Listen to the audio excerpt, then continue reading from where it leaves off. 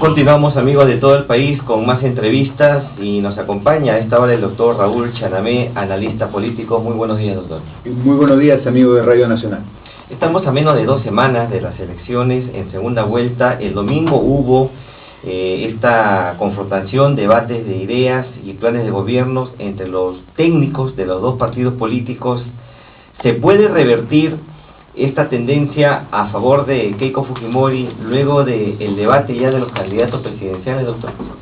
Creo que una campaña electoral todo es posible, y conociendo mucho más al electorado peruano, que es volátil, es sentimental, sí, yo creo que incluso en esta coyuntura podría pues algún candidato subir o bajar, básicamente por errores propios, ¿no? Entonces hay cualquier posibilidad en estos días de uno u otro candidato.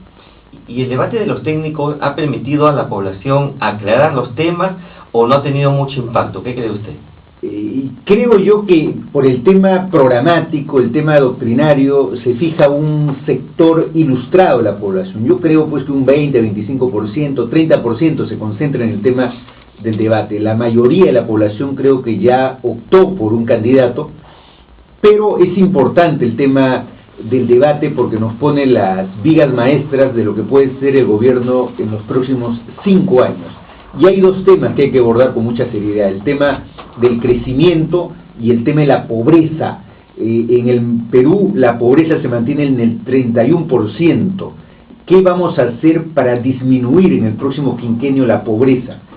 Y es posible que lleguemos al 10% de pobreza que tiene Chile, que es uno de los países más avanzados en este tema en América Latina. Eso quiere decir que el 90% de su población se encuentra inserta en la economía de mercado.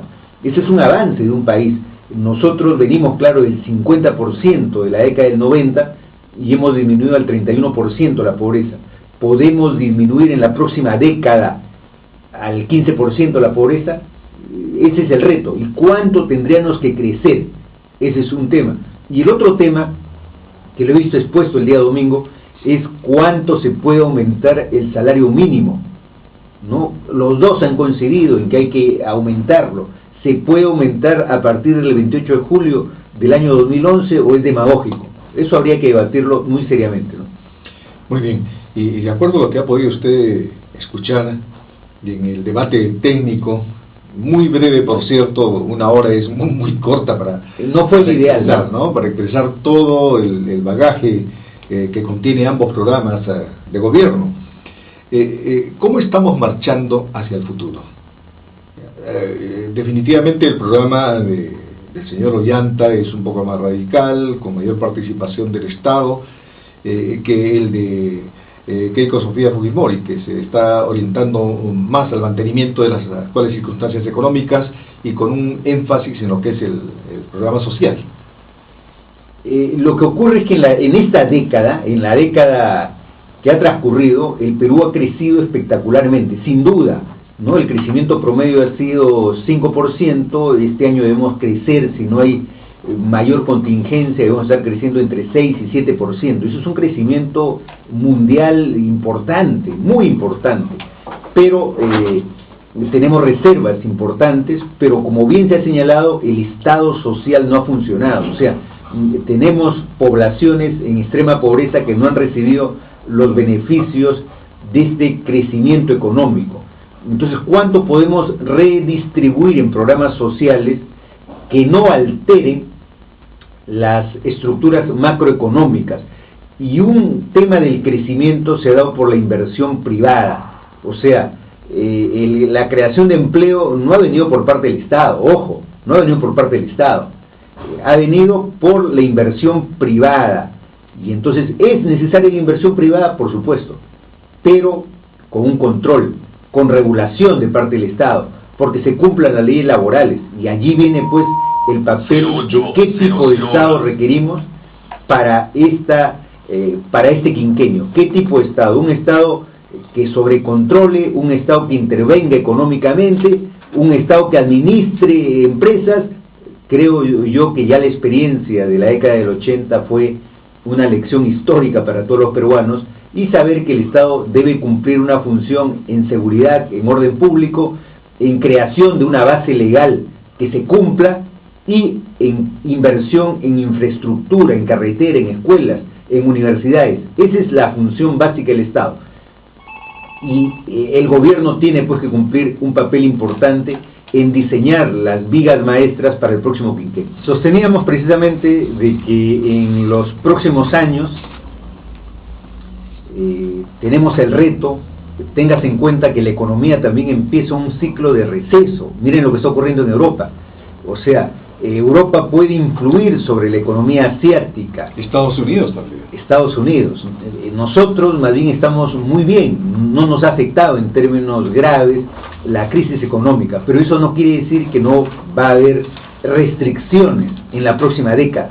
Y entonces tenemos que estar preparados con una economía sana, donde exista inversión, donde exista además calidad educativa, que ese es otro gran tema. O sea, para el crecimiento económico se necesita un tipo de educación de mejor calidad, y no hemos arribado a esa educación de mejor calidad. Por ejemplo, para compararnos, una educación de calidad significa que los estudiantes del 5º año de secundaria salgan conociendo inglés.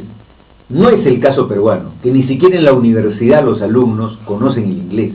¿Por qué? Esto es para insertarnos en una economía de mercado que exige trabajadores que tengan mentalidad y capacidad global.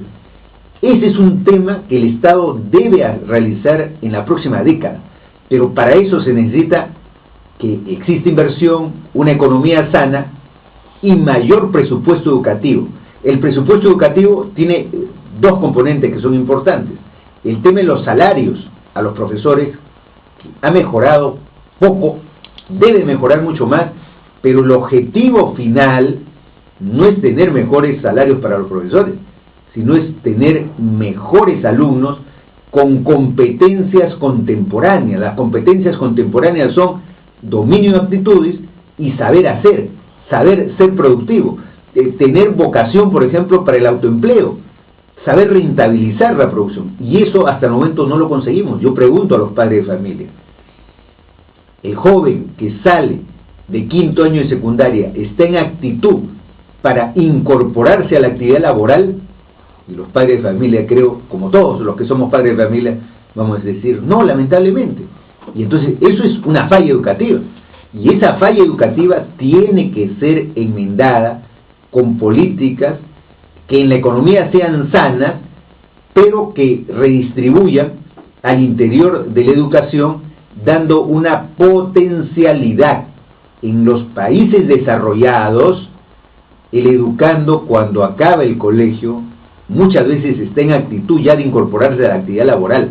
Lo que hace la universidad es recalificar y potenciar mucho más su calidad y su productividad, pero no es que necesariamente tiene que pasar por la universidad. En el Perú, como que sería una condición necesaria para insertarse en el mercado, que tiene que ir a algún instituto o tiene que ir a alguna universidad. Eso es lo que tenemos que reformar en el Perú para decir, tenemos un buen gobierno.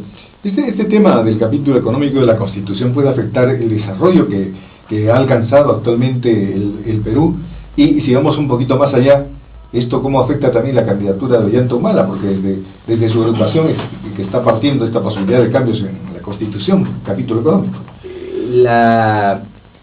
El crecimiento de toda esta década y de los últimos 20 años se han debido al capítulo económico de la Constitución, o sea, lo mejor que tiene la Constitución del 93, incluso criticando algunas desfases y contradicciones que tiene, pero lo mejor que tiene la Constitución peruana es su capítulo económico, que permite, por ejemplo, la santidad de los contratos. ¿Qué significa la santidad de los contratos? Que una empresa del extranjero puede venir a invertir 10 millones de dólares en base a un contrato que tiene que fiscalizarlo el Estado, pero firmado ese contrato no se puede alterar. Las grandes inversiones se hacen no por un año, no por un quinquenio, se hacen por 20, 30 años. Los estados no pueden movilizar, no pueden alterar sus políticas cada 5 años o cada año. Eso es incorrecto, pero se deben mantener las matrices básicas, razón por la cual, si este capítulo económico ha permitido el crecimiento económico y con ello el incremento de la actividad laboral, entonces no lo alteremos, mejorémoslos, potenciémoslos, y que exista a su lado un Estado supervisor, ágil, adecuado, para evitar cualquier tipo de excesos que también puede cometer el capital, porque el capital también comete excesos en el Perú y en los Estados Unidos, pero cuando hay un Estado controlador, supervisor, con capacidad técnica, se igualan las relaciones y se favorece al consumidor. Hay otro tema, los derechos del consumidor. El consumidor tiene derechos por esta Constitución, pero para que exista un consumidor activo, por ejemplo, necesitamos controlar, menciono un caso, el tema de los pasajes aéreos. Eso no es un tema de la empresa, es un tema de la omisión del Estado para no defender al consumidor o al usuario. Y entonces necesitamos un Estado que cumpla ese papel, que no lo ha cumplido precisamente, pero eso no es por error ni de la Constitución, sino es por omisión del Estado, de los diferentes gobiernos que simplemente han dejado hacer y han dejado pasar solamente en nombre del crecimiento. Un crecimiento con redistribución es lo ideal. Una pregunta final, doctor Chanamé, de mi parte. El próximo domingo es el definitorio. A partir de esto ya estaremos avistando seguramente a uno u otro candidato como presidente de la República. ¿Es el definitorio?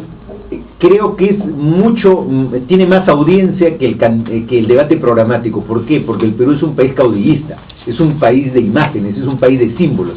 Y acá se conoce al señor Ollanta y a Keiko Fujimori, pero no se conocían a los técnicos. La mayoría de los peruanos no conocen a los técnicos, ¿no? A los asesores.